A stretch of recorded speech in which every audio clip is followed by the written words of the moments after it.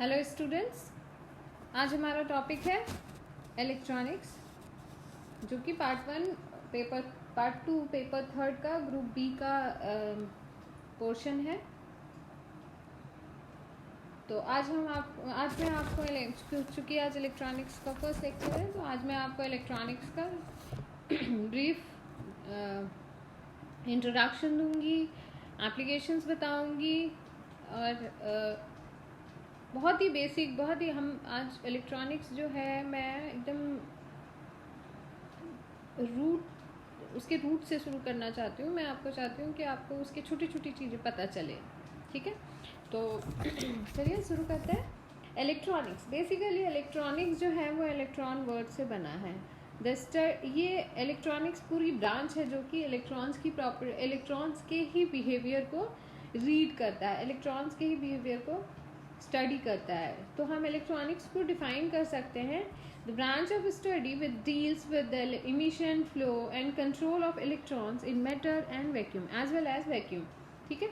यानी कि किसी भी मैटर में इलेक्ट्रॉन्स कैसे फ्लो कर रहा है, उसकी बिहेवियर क्या है, उसको कंट्रोल कैसे किया जाएगा, उसके फ्लो को कैसे कंट्रोल किया जाएगा, और कहीं भी मैटर में एज वेल एज वैक्यूम में जो फ्री इलेक्ट्रॉन्स है, जो वैक्यूम में भी उसका क्या बिहेवियर है, जब हम उसको स्टडी करते हैं तो वो जो हमारा ब्रांच है उसको हम कहेंगे इलेक्ट्रॉनिक्स। इन शॉर्ट हम ये कह सकते हैं कि electron present in all material, जितने भी मटेरियल में इलेक्ट्रॉन्स प्रेजेंट है उसकी जो स्टडी है, the study of electrons present in all material. In short electronics का डेफिनेशन होगा इलेक्ट्रॉन्स प्रेजेंट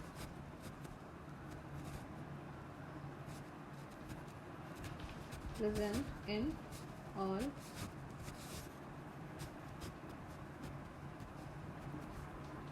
materials, ठीक है। The study of electrons present in all material is known as electrons। तो इलेक्ट्रॉनिक्स का आपको भी पता है, आप लोगों ने सुना होगा, इलेक्ट्रॉनिक्स का एक अपना ब्रांच ही है इंजीनियर, मतलब इसकी एप्लीकेशंस जब इलेक्ट्रॉनिक्स पढ़ा गया और इलेक्ट्रॉनिक्स को धीरे धीरे करके डिफाइन किया गया, तो इसके एप्लीकेशंस ही इतने थे, इसके एप्लीकेशन इतने ज़्यादा हम लोगों ने एक्सप्लोर कर लिए कि हम इसका एक इंजीनियरिंग ब्रांच ही खोल रखा है, जो कि आप लोग सब कोई जानते हो, बहुत ही फेमस है, इलेक्ट्रॉनिक्स एंड कम्युनिकेशन, ठीक है ना। ये इलेक्ट्रॉनिक्स जो है, इलेक्ट्रॉनिक्स डिवाइसेस और इलेक्ट्रॉनिक्स के बारे में जब हम पढ़ते हैं तो वो सबसे ज़्यादा जो आज जो सबसे ज़्यादा हम यूज़ कर रहे हैं वो यूज़ करते हैं इंफॉर्मेशन प्रोसेस में, सिग्नल प्रोसेस में, मतलब काफ़ी वाइडली यूज़ किया जाता है ये इंफॉर्मेशन में, टेलीकॉम प्रोसेस में, टेलीकॉम कम्युनिकेशन में और सिग्नल प्रोसेसिंग में, ठीक है। आप लोग जहाँ भी देखोगे डिवाइसेस, जितने भी डिवाइसेस देखोगे उसमें इलेक्ट्रॉनिक्स डिवाइसेस लगे रहते हैं, ठीक ना।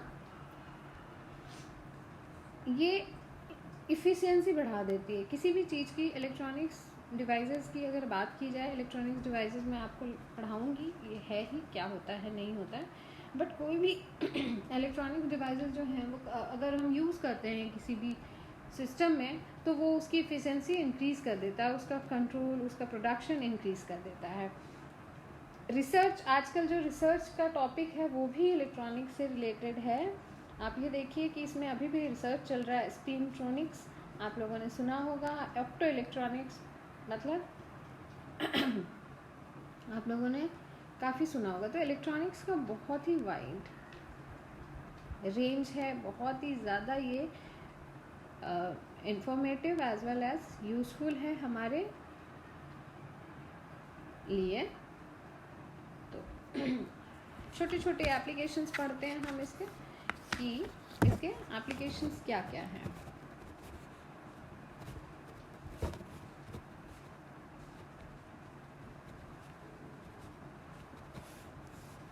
एप्लीकेशन नंबर 1 है आपका रेक्टिफिकेशन। ये रेक्टिफिकेशन के लिए यूज़ होता है। रेक्टिफिकेशन बेसिकली क्या होता है, जब भी हम अल्टरनेटिंग करंट को डायरेक्ट करंट में कन्वर्ट करते हैं उसको हम कहते हैं रेक्टिफिकेशन। ठीक है, कोई भी ऐसा डिवाइस मैंने बना दिया, इलेक्ट्रॉनिक डिवाइस, जो कि एक अल्टरनेटिंग करंट को डायरेक्ट करंट में कन्वर्ट कर दे, उसको हम कहेंगे rectification of AC to DC और रेक्टिफायर। उस डिवाइस को हम कहेंगे रेक्टिफायर। तो ये रेक्टिफिकेशन करता है, मतलब एसी को डीसी में कन्वर्ट करता है। तो इससे क्या होता है, ये हम यूज़ करते हैं बैटरी को चार्ज करने में, डीसी जनरेटर जो है उसको सप्लाई, जैसे एसी को हमको डीसी में सप्लाई करने के लिए यूज़ करते हैं, तो वहाँ हम रेक्टिफिकेशन यूज़ करते हैं। आप लोगों का जो चार्जर होता है, जो आप लोग फ़ोन की चार्जिंग यूज़ करते हो, तो बेसिकली जो चार्जिंग है वो रेक्टिफायर ही है। जो आपका चार्जर है वो रेक्टिफायर, उसमें एक रेक्टिफायर डिवाइस लगा हुआ रहता है जो कि बैटरी को चार्ज करके बैटरी को चार्ज करता है और फिर आपका फ़ोन चलता है। तो एसी को कन्वर्ट करता है वो डीसी में, और वो जो डीसी कन्वर्ट होता है तो वो बैटरी चार्ज होती है आपकी और वो स्टोर होके रह जाता है। तो हमारा जो फ़ोन है वो यूज़ होता है, वो चलने लगता है। ठीक है, तो पहला हो गया रेक्टिफिकेशन। दूसरा एम्प्लीफिकेशन। आप सबको पता है एम्प्लीफिकेशन मतलब किसी भी सिग्नल को, किसी भी चीज़ को बढ़ा देना। किसी के भी, कोई भी अगर वीक है तो उसको स्ट्रेंथ दे देना। फॉर एग्जाम्पल, अगर आप लोग इन जनरल बात करें तो वीकनेस हो रही है और कोई आपने सप्लीमेंट ले लिया, ग्लूकॉन-डी ले लिया या कुछ ऐसा ले लिया, एनर्जी ड्रिंक ले लिया, तो क्या होता है, आपकी स्ट्रेंथ बढ़ जाती है। उसी तरह से इलेक्ट्रॉनिक डिवाइसेस हैं जो कि हम एम्प्लीफिकेशन के लिए यूज़ करते हैं। मतलब वीक सिग्नल को, वीक इलेक्ट्रिक सिग्नल को वो क्या करता है, रेक्टिफाई करता है और उसका स्ट्रेंथ जो है वो इंक्रीज कर देता है। उसी को कहते हैं एम्प्लीफिकेशन। और जो डिवाइस यूज़ होता है उसको कहते हैं एम्प्लीफायर। कहाँ, बहुत जगह आप लोग देखते हो, जो आपका स्पीकर्स होते हैं, उसमें टेलीविज़न होते हैं, उसमें आप लोगों का जो पब्लिक एड्रेसिंग सिस्टम होता है, फॉर एग्जांपल जो आप लोग वहाँ देखते हो, कॉन्फ्रेंसेस में जाते हो, एकदम पूरा एकदम माइक सिस्टम होता है वहाँ पर, या फिर आपके ई क्लासरूम में देखिए या कॉलर माइक में देख लीजिए, वहाँ सब जगह एम्पलीफायर लगा रहता है, ताकि जो है मैं कहती हूँ, मेरा वीक सिग्नल होता है, मैं इतने ज़ोर से नहीं बोल सकती हूँ, बट जब आप उसको सुनते हो, माइक पे सुनते हो, जब स्पीकर से वो आवाज़ निकलता है तो वो कितने ज़ोर से निकलता है कि आपको बहुत दूर तक भी सुनाई देता है। तो ये है हमारा amplification, rectification, amplification, control. Electronic devices जो होता है वो कंट्रोल भी कर सकता है। ठीक है, वो चीज़ों को कंट्रोल भी कर सकता है। बहुत जगह ये लगाया जाता है, जैसे कि वोल्टेज ड्रॉप कंट्रोल करना, करंट ड्रॉप कंट्रोल करना, वो भी इलेक्ट्रॉनिक डिवाइसेस से ही होता है।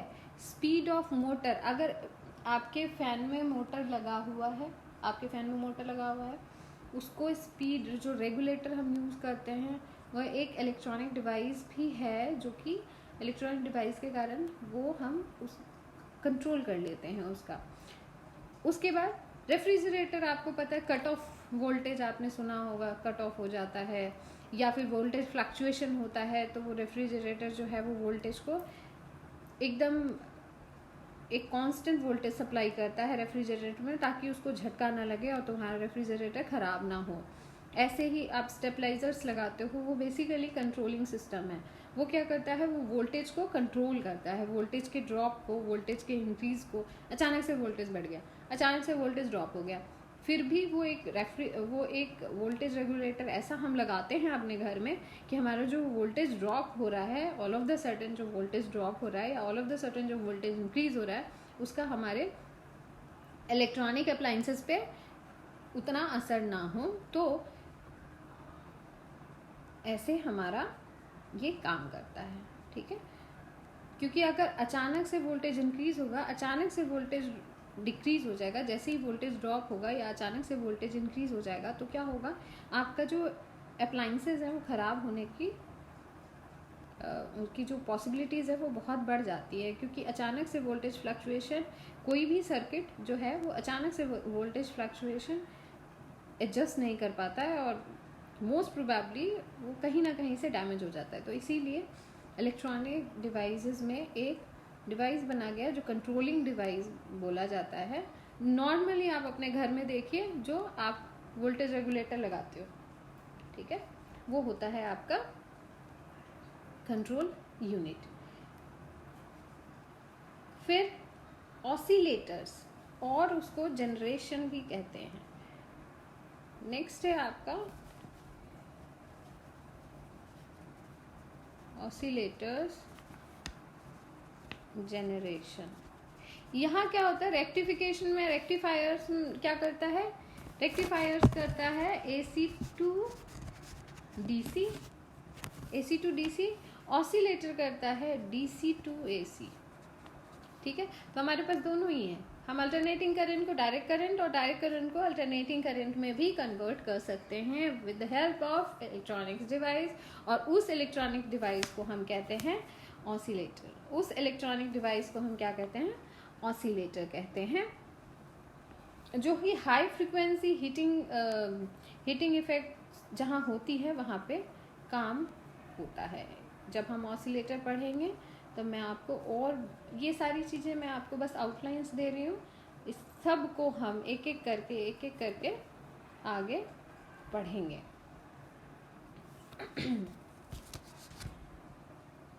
उसके बाद एक और है जो आप लोगों ने सुना होगा, कन्वर्जन ऑफ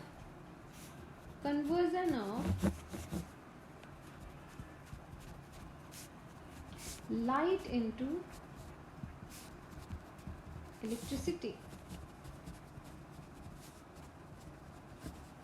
ठीक है, conversion of light into electricity. तो जो किसी भी लाइट वेव को इलेक्ट्रिसिटी में जनरेट कर दे उसको कहते हैं conversion of light into electricity. उसको, ये जो प्रोसेस है उसको क्या कहते हैं, फोटो इलेक्ट्रिसिटी, ठीक है। तो जो भी मूवीज़ होते हैं, जो मोशन पिक्चर्स होते हैं, उसमें जो साउंड रिकॉर्डिंग के लिए किया जाता है, जो साउंड रिकॉर्डिंग किया जाता है वो बेसिकली फोटो इलेक्ट्रिसिटी के ही प्रोसेस में, फोटो इलेक्ट्रिसिटी के ही प्रिंसिपल पे करते हैं। मतलब उसमें क्या है, लाइट वेव्स को वो इलेक्ट्रिक वेव में कन्वर्ट करके उसमें जो मोशन पिक्चर्स में जो साउंड रिकॉर्डिंग होता है वो इसी फोटो इलेक्ट्रिसिटी के ही प्रोसेस से होता है। इसका जस्ट उल्टा भी है, कन्वर्जन ऑफ क्या होगा, यहाँ पे लाइट था, यहाँ पे होगा conversion of electricity into light, conversion of electricity into light. ये television, conversion of electricity into light television में यूज़ होता है, जहाँ पे आप पिक्चर्स देखते हो। वो बेसिकली इलेक्ट्रिक सिग्नल्स होते हैं जो कि फिर आपको लाइट सिग्नल्स के रूप में आपको स्क्रीन पे दिखते हैं, ठीक है। और रडार्स में आपने सुना होगा, रडार आप लोग बहुत डिफेंस के लिए जब भी आप न्यूज़ सुनते हो तो हमारा रडार यहाँ लगा है, हमारा रडार वहाँ लगा है। तो रडार में भी क्या होता है, इलेक्ट्रिक सिग्नल को लाइट सिग्नल में कन्वर्ट करके फिर ट्रांसमिशन होता है, कम्युनिकेशन होता है, ठीक है। तो ये है आपका application, conversion of electricity into light, और वो था conversion of light into electricity. अब बिल्कुल ही हम वहाँ चलते हैं जहाँ इलेक्ट्रॉन्स के बारे में, ये आपके एप्लीकेशंस हो गए। इसके अलावा भी बहुत सारे एप्लीकेशंस है, स्पिनट्रॉनिक्स है, ऑप्टो इलेक्ट्रॉनिक्स है, और भी रिसर्च हो रहे हैं यहाँ पे। आजकल तो नैनो डिवाइसेस भी बनाए जा रहे हैं, इलेक्ट्रॉनिक डिवाइसेस को नैनो स्केल पे कन्वर्ट किया जा रहा है, और बहुत सारा रिसर्च चल रहा है। मींस जब से इलेक्ट्रॉनिक्स आया है तो हमारी लाइफ में बहुत सारी चीज़ें, आप रेडियो देख लो, आप टीवी देख लो, आप वैक्यूम क्लीनर देख लो, मतलब कुछ भी आप देख लो उसमें इलेक्ट्रॉनिक डिवाइसेस है ही है, और इलेक्ट्रॉनिक डिवाइसेस हमारे लिए इतना हेल्पफुल है। स्विच बोर्ड सबसे सिंपल एग्जांपल है आपका। स्विच ऑन किया, चीज़ें ऑन हो गई, स्विच ऑफ किया, कट ऑफ हो गया। तो ये सारी चीज़ें जो हैं वो इलेक्ट्रॉनिक डिवाइसेस ही हैं जो हमारे घर में आपको हर जगह दिख जाएगा। इवन जो मैं पढ़ा रही हूँ आपको, जिसमें मैं आपको पढ़ा रही हूँ, जो लैपटॉप है, जो फ़ोन है, सब ही इलेक्ट्रॉनिक्स डिवाइसेस है। तो आप सोचिए कि हमारी लाइफ में इलेक्ट्रॉनिक कितना इम्पोर्टेंट है। ठीक, तो मैं एकदम बेसिक से शुरुआत करती हूँ। शुरू करते हैं हम एटॉमिक स्ट्रक्चर से। ठीक है, तो आपको पता है एटॉमिक स्ट्रक्चर, एटम्स जो होते हैं वो, जैसे हम लोग बोलते हैं कि हमारे बॉडी जो है, ह्यूमन बॉडी का जो सबसे स्मॉलेस्ट यूनिट है वो सेल होता है। उसी तरह हमारे मटेरियल के, कोई भी मटेरियल का, कोई भी मैटर का जो स्मॉलेस्ट यूनिट होता है वो एटम होता है। एटम में दो चीज़ें होती हैं। एटम में होता है न्यूक्लियस और होता है इलेक्ट्रॉन्स। न्यूक्लियस में क्या होता है? न्यूक्लियस में आपका प्रोटॉन प्लस न्यूट्रॉन्स, और न्यूक्लियस के चारों तरफ, अगर ये न्यूक्लियस है हमारा पॉजिटिव सेंटर, तो चारों तरफ इलेक्ट्रॉन क्लाउड्स होते हैं, इलेक्ट्रॉन रिवॉल्व करते रहते हैं। ठीक है, मैं बहुत ही रफ समझा रही हूँ, ये मत समझना है कि बहुत ही ज़्यादा मैम एकदम अजीब ढंग से बोल रही है। मैं आपको रफ समझा रही हूँ। ये चीज़ें आप लोग, मुझे पता है, सबको पता है एटॉमिक स्ट्रक्चर, आप लोग 8-9th क्लास से पढ़ते आ रहे हो, जे थॉमसन एंड ऑल। तो इसीलिए इलेक्ट्रॉनिक्स में जो चार्जेस होते हैं वो माइनस होता है, प्रोटॉन पे चार्जेस जो होते हैं वो प्लस होते हैं, और न्यूट्रॉन न्यूट्रल होता है। न्यूट्रॉन जो है वो न्यूट्रल होता है।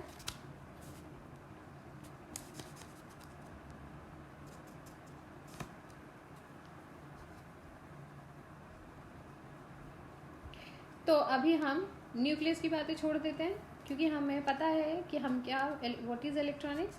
Electronics is a study of electron, the behaviour of electron. तो हम इलेक्ट्रॉन्स पे जाते हैं ना। इलेक्ट्रॉन्स में दो प्रॉपर्टी होती है। पहला होता है उसका मास, दूसरा होता है उसका चार्ज। तो मास जो होता है, mass of electrons Me is equal to होता है 9.1 इंटू 10⁻31 kg। और जो चार्ज होता है E माइनस और C और Q, जो भी आप कहना चाहो, वो कितना होता है 1.6 इंटू 10⁻19 कूलम। ठीक है, तो ये आपका हो गया मास ऑफ इलेक्ट्रॉन्स और चार्ज इन इलेक्ट्रॉन। अब E/m रेशियो अगर हम देखें, E/m रेशियो अगर आप कैलकुलेट करना चाहो तो वो आएगा आपका, रेंज में आपको बता देती हूँ, 10⁻11 coulomb per KG, 10 coulomb per KG. तो ये जो E/m रेशियो निकल के आया, ये 10⁻11 बहुत ही ज़्यादा हाई है, हाई नंबर है। तो ये हमें ये बताता है कि जो इलेक्ट्रॉन है, यहाँ हम देख रहे हैं कि इलेक्ट्रॉन के चार्ज के अकॉर्डिंग उसका मास बहुत ही कम है। ये 10⁻19 और 10⁻31 मीन्स 10⁻11 का गैप आ रहा है। तो ये कहा जा सकता है कि जो इलेक्ट्रॉन है उसका जो चार्ज का इन्फ्लुएंस है वो मास के इन्फ्लुएंस से ज़्यादा है, चार्ज ज़्यादा इन्फ्लुएंस है। तो ये बोला जाता है, इसी E/m रेशियो के कारण ये बोला गया और ये सजेस्ट किया गया कि इलेक्ट्रॉन बहुत ज़्यादा मोबाइल है और ये इसके ऊपर, इसका मास से ज़्यादा इसका चार्ज हावी है। और जब भी चार्ज हावी होगा तो ये बहुत ही ज़्यादा एक्टिव होगा इलेक्ट्रिक एंड मैग्नेटिक फील्ड में। ठीक है, क्योंकि आपको पता है इलेक्ट्रिक फील्ड और मैग्नेटिक फील्ड जो है वो एक मैग्नेटिक फोर्स और इलेक्ट्रिक फोर्स लगाता है। और अगर इलेक्ट्रॉन का मास से ज़्यादा इलेक्ट्रॉन का चार्ज उस पर हावी है तो ये अट्रैक्ट होगा, उससे बहुत ही ज़्यादा इन्फ्लुएंस होगा। तो वही अट्रैक्शन या फिर जो रिपल्सन होगा उसी को ये कहा गया है कि ये बहुत ही जल्दी इन्फ्लुएंस हो जाएगा। तो E/m रेशियो जो है वो क्या सजेस्ट करता है? E/m रेशियो सजेस्ट करता है कि electron is E/m ratio suggest करता है electron is mobile as well as highly influenced by electric and magnetic field. Electric and magnetic field. Electric and magnetic field. ठीक है, तो ये आपका बताता है कौन सी प्रॉपर्टी, E/m रेशियो।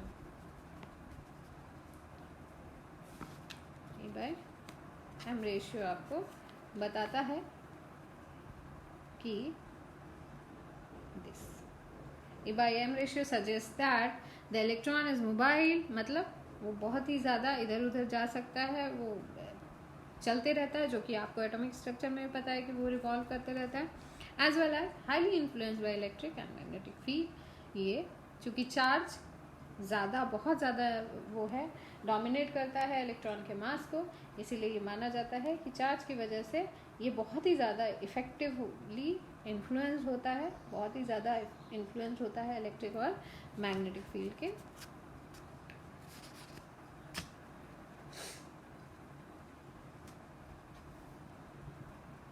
ना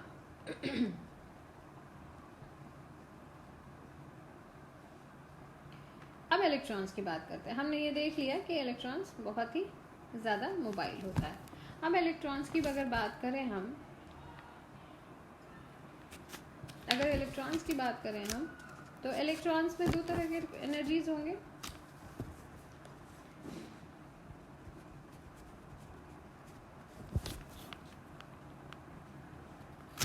इलेक्ट्रॉन में दो तरह के एनर्जी होंगे, पहला होगा आपका काइनेटिक एनर्जी और दूसरा पोटेंशियल एनर्जी। अब पोटेंशियल एनर्जी कैसे होगा, आप तो, मैं तो आपसे कह रही हूँ कि काइनेटिक एनर्जी तो होगा क्योंकि वो रिवॉल्व करते रहता है, तो पोटेंशियल एनर्जी क्यों होगा?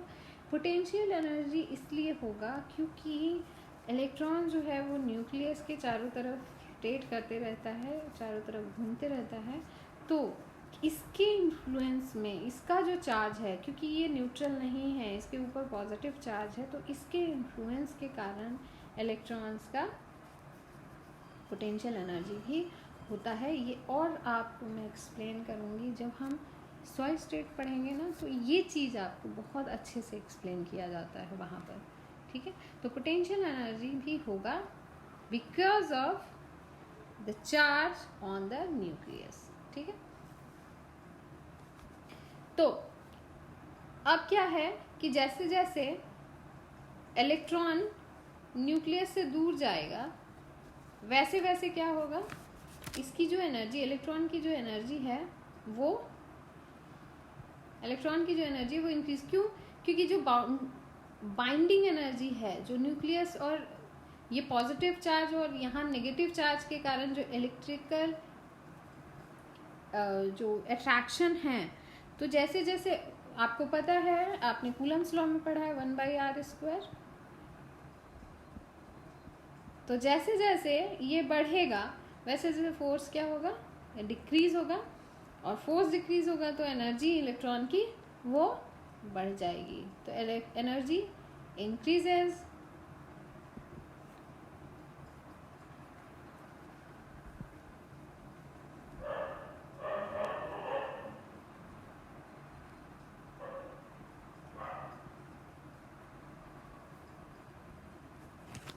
क्या होगा, जैसे जैसे फोर्स डिक्रीज करेगा, आर इंक्रीज करेगा, वैसे वैसे एनर्जी इंक्रीज करेगा, ठीक है। तो क्योंकि बाइंडिंग फोर्स जो है वो डिक्रीज हो जाएगा, और बाइंडिंग फोर्स जब डिक्रीज हो जाएगा न्यूक्लियस पे, तो ये जो हाई यहाँ पे जो इलेक्ट्रॉन्स होगा, जैसे जैसे अगर ये आर है तो यहाँ पे जो इलेक्ट्रॉन्स होगा उसमें फोर्स कम इन्फ्लुएंस होगा, और जो फोर्स इन्फ्लुएंस कम होगा, इसको जो अट्रैक्शन फोर्स है वो कम हो जाएगा, और कम होने के कारण इसकी एनर्जी जो है वो बढ़ जाएगी इसके रिस्पेक्ट में। यहाँ इस ऑर्बिट में जो है और इस ऑर्बिट में जो है, इसमें इसकी एनर्जी कम होगी इसमें एनर्जी ज़्यादा होगी इलेक्ट्रॉन की, ठीक है। तो ये बोला जाता है कि जैसे जैसे इलेक्ट्रॉन और न्यूक्लियस के बीच का डिस्टेंस इंक्रीज करेगा वैसे वैसे ही आपका एनर्जी जो है इलेक्ट्रॉन की वो इंक्रीज करेगी। तो हम कह सकते हैं in short, third orbit energy is greater than second orbit energy is greater than first orbit energy, ठीक है। तो थर्ड ऑर्बिट में ज़्यादा, सबसे ज़्यादा होगा, सेकेंड ऑर्बिट में उससे कम होगा और फर्स्ट ऑर्बिट में बहुत ही कम होगा, ठीक।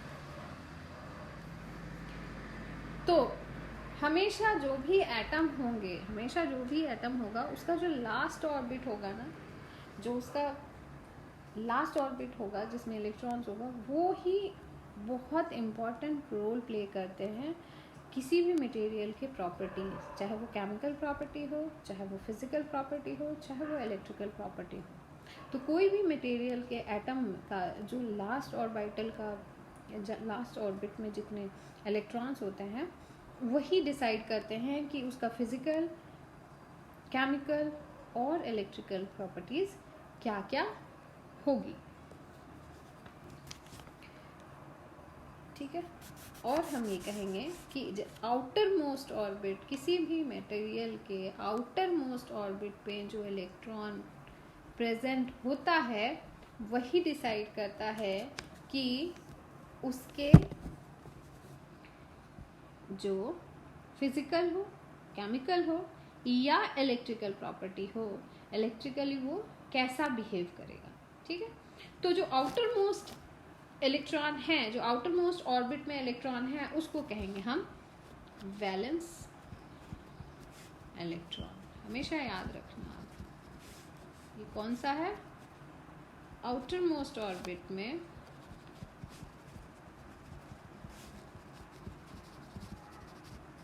outermost orbit electron is known as valence electron. Outermost orbit electron is known as valence electron, ठीक है।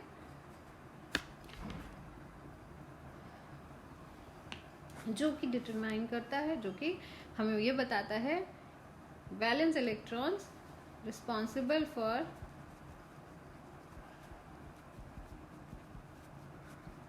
valence electron is responsible for electric, chemical and physical behavior of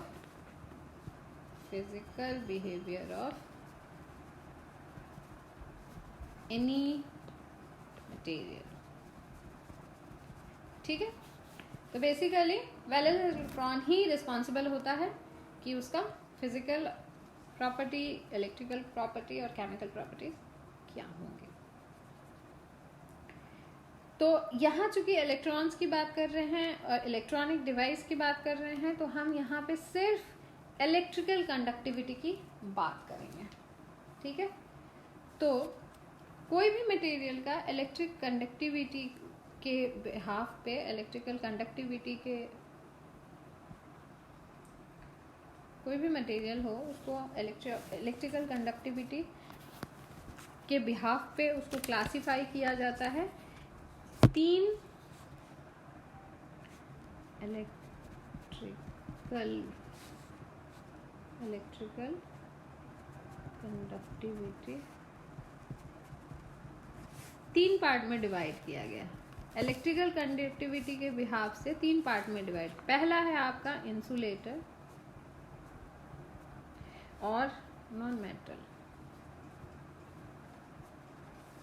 दूसरा है आपका मेटल और conductor, and third one is semi conductor, third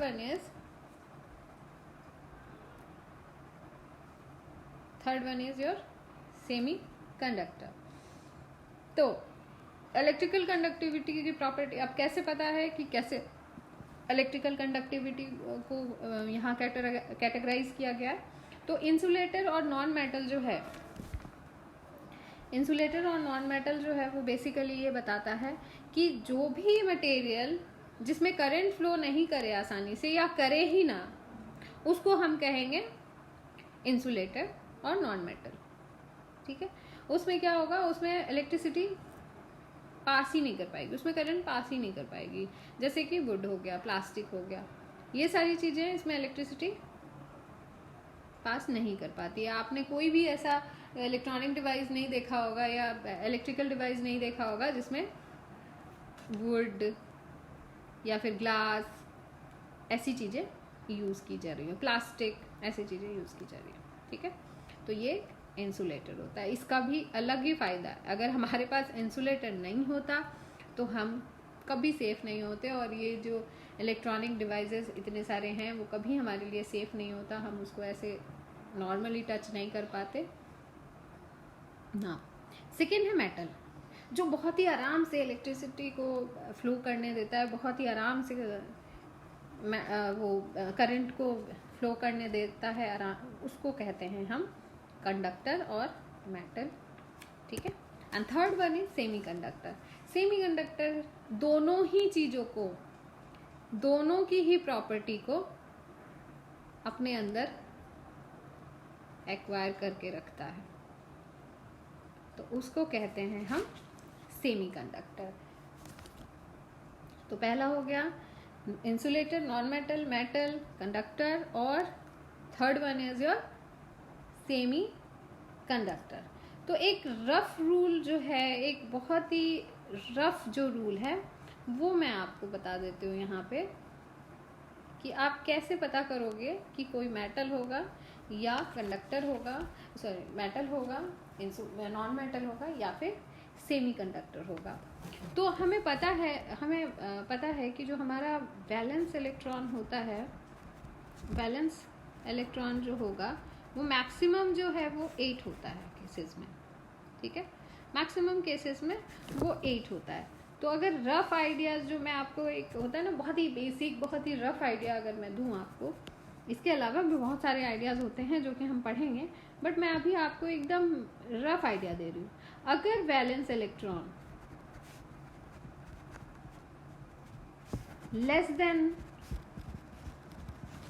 4 हुआ, मतलब valence electron जो maximum है 8, उसका हाफ से कम हुआ। वैलेंस इलेक्ट्रॉन किसी भी मटेरियल में अगर 4 से कम हुआ, यानी कि 8/2 4, तो अगर 4 से कम हुआ तो उसको हम कहेंगे, मीन्स 4 से कम मतलब या तो इसमें वैलेंस इलेक्ट्रॉन 3 हो, या तो 3 हो, या 2 हो, या 1 हो, तो उसको हम कहेंगे मेटल और कंडक्टर। इसको मैं बहुत अच्छे से ब्रीफ में समझाऊंगी, एकदम डिस्क्राइब करके समझाऊंगी। अभी फिलहाल ये देख लीजिए। अगर वैलेंस इलेक्ट्रॉन, सेकेंड रूल, अगर वैलेंस इलेक्ट्रॉन मोर देन 4 हुआ, यानी कि 5, 6, 7, 8, अगर मोर देन 4 हुआ तो उसको हम कहेंगे इंसुलेटर।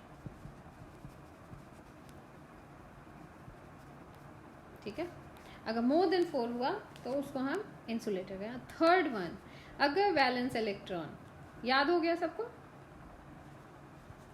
अगर वैलेंस इलेक्ट्रॉन इक्वल टू 4 हुआ तो उसको कहेंगे सेमी कंडक्टर।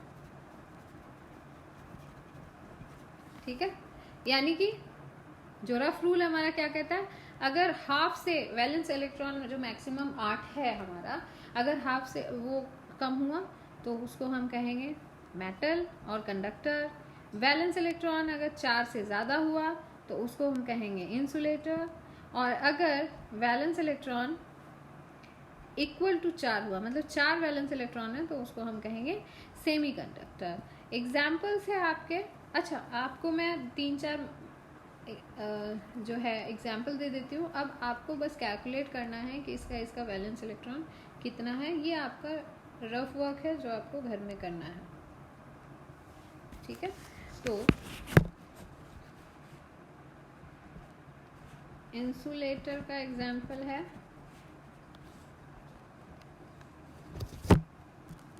नाइट्रोजन। आप ज़रूर इसका बैलेंस इलेक्ट्रॉन कैलकुलेट करें। आपको अपने आप जो मैंने रफ रूल बताया है, अब मैं आपको आराम से इसको बताऊंगी बाद में कि मैंने इसको रफ रूल क्यों बताया, ठीक है। वैसे ये रफ रूल बहुत इंटरेस्टिंग है और मुझे लगता है आप सबको अभी तक याद हो गया होगा, ठीक है। कंडक्टर, सोडियम, एल्युमिनियम आपने देखा भी होगा, कॉपर, मैग्नीशियम, आप सब का ना आपको पता है, केमिस्ट्री में आपने बहुत अच्छे से पढ़ा है वैलेंस इलेक्ट्रॉन निकालना और ये सारी चीज़ें, इसके आउटर ऑर्बिटल में, आउटर ऑर्बिट में कितना क्या होगा, वो सब चीज़ें आप लोगों को पता है। And semiconductor, example carbon, carbon, silicon and germanium, ठीक है। तो इसका ये जितने भी मटेरियल मैंने लिखा है, आप इसका वैलेंस इलेक्ट्रॉन निकाल के देखिए और जो मैंने रफ रूल बताया है उसको वेरीफाई कीजिए कि सही है कि नहीं। मतलब इंसुलेटर के लिए जो वैलेंस इलेक्ट्रॉन इन सबका निकल के आएगा वो 4 से हमेशा ज़्यादा होगा, ठीक है। जो कंडक्टर होगा वो 4 से हमेशा कम होगा, ये 4 से हमेशा ज़्यादा होगा, ये 4 से कम होगा और ये इक्वल टू 4 होना चाहिए, ठीक है। अगर ये आ गया तो इसका मतलब जो मैंने आपको रफ रूल बताया है वो सही है, वरना मैंने आपको गलत बताया। तो आप मुझे वेरीफाई करके बताओ कि मैंने जो आपको रफ रूल बताया है वो सही है या गलत। तो आज के लिए इतना ही। नेक्स्ट डे हम फ्री इलेक्ट्रॉन्स के बारे में पढ़ेंगे, जो कि सबसे ज़्यादा इम्पॉर्टेंट है इलेक्ट्रिकल कंडक्टिविटी के लिए, ठीक है।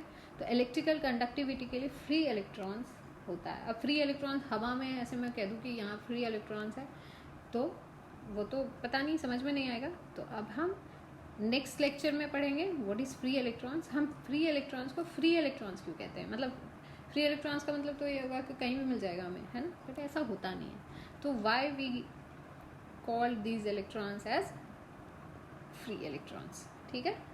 तो आज के लिए इतना ही और इसको ज़रूर वेरीफाई कर लेना एक बार और कमेंट में मेरे को ज़रूर बताना कि रफ रूल आपको सही लगा या मैंने आपको ऐसे ही कुछ भी पढ़ा दिया है।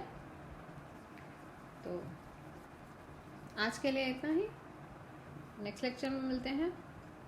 Thank you and all the best.